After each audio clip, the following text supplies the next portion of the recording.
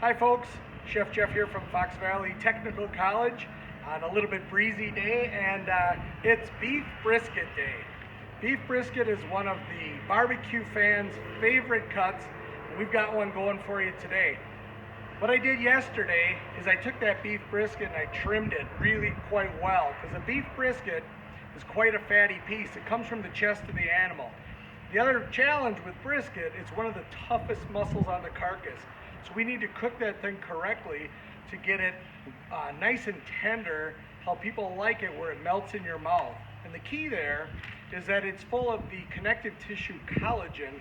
We need to convert that over to gelatin. So when you eat that, it has that wonderful, delicious mouth feel. So I trimmed it up yesterday and I injected it with some delicious beef broth. Okay, and then overnight it took on those flavors, and this morning I got my smoker going at about 325, and I've smoked it now for 2 hours. So let's take a look and see what that looks like. See that beautiful brisket? It's got some nice bark going on there, nice and juicy. It's got an internal temperature right now of about 165 degrees. Any meat product cannot take on more smoke after 140. So at this point, it's all about retaining moisture. I'm going to show you how we're going to do that. I'm going to wrap it in butcher's paper.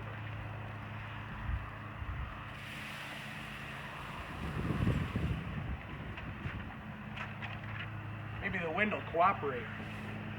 So I've got the brisket here in this butcher paper, and I'm going to take this and I'm going to wrap it over the top, just like this.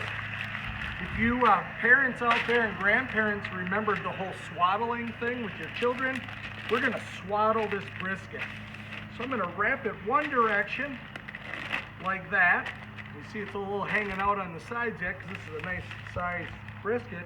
And now I'm going to take it like this, and wrap it around this way, and wrap it around like this.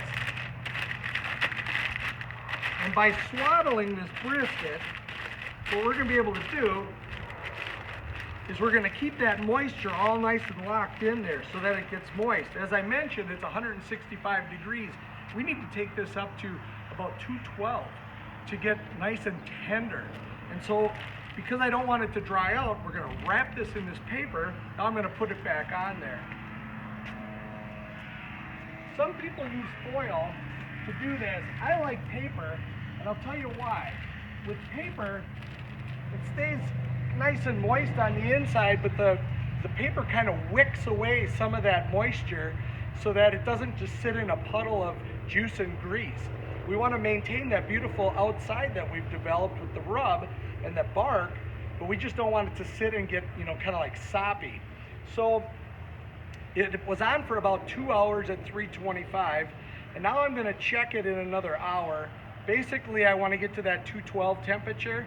It's going to take about 3.5 hours until it's completely done to that 212 temperature. Now, I'm not going to see that brisket for about 4 hours. You say 4 hours?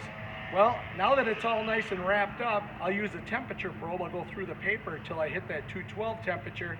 Then I'm going to pull it out when it hits 212. I'm going to wrap it in an old bath towel, and then I'm going to put it in like an ice chest and just let it rest. And that resting process is really important because it allows those juices to redistribute throughout the meat.